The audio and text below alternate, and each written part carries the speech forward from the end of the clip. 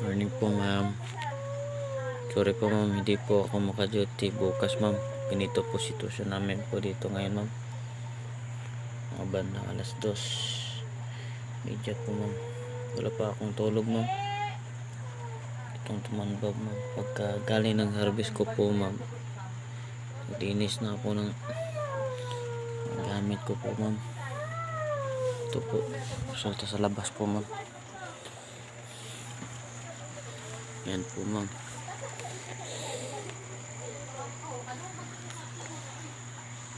Yan po ma'am, yung kabilang bahay ng bayaw ko, lubog sa baha.